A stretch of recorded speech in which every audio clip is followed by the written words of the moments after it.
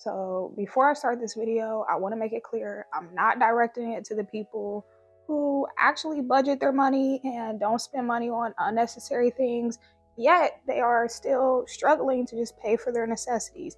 I want to make it clear I'm not talking to you if you're one of those people, because inflation is insane and there's people who were struggling prior to inflation and it just made it worse. But if you're not one of those people and you know damn well you be blowing money fast and crying about it later, I'm talking to you. So when I was a little teeny bopper, me and my friend at the time, we got our own apartment. After I paid my bills, I got groceries and put gas in my car, I had about $60 to $70 left over every week. And guess what I would do with that little $60 or $70 I would have? I would be at the mall every damn Friday. Don't get me wrong, I was broke at the time, but I was also just irresponsible with the little bit of money I did have. Because really, if I was smart, the $70 I had left over every week, I would have put $50 in my savings and that would have been $200 a month.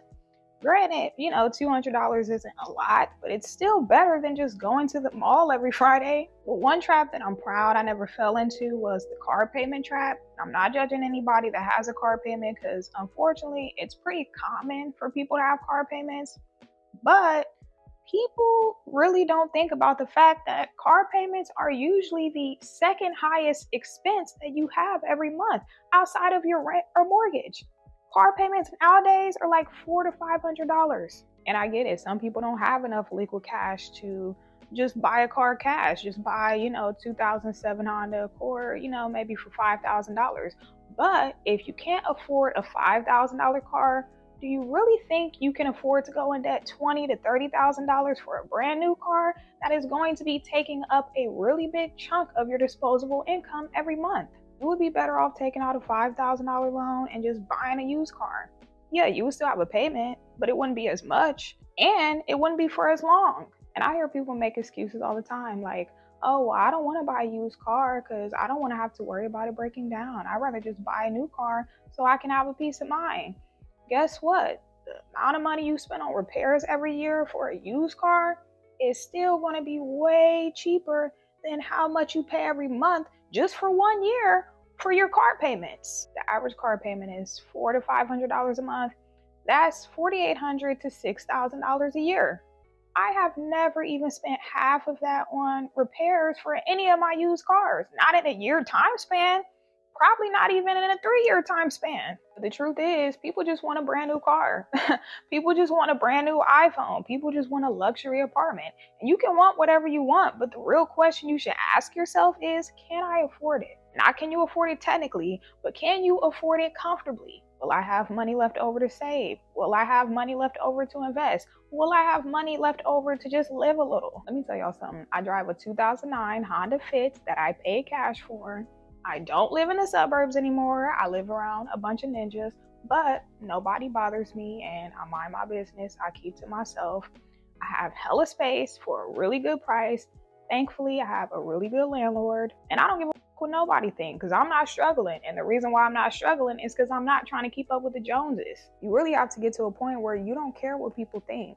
Wouldn't you rather look broke or seem like you're broke but secretly have money, as opposed to going broke to look like you have money? Another thing I forgot to mention is I started to save more money when I simply started being more productive with my time.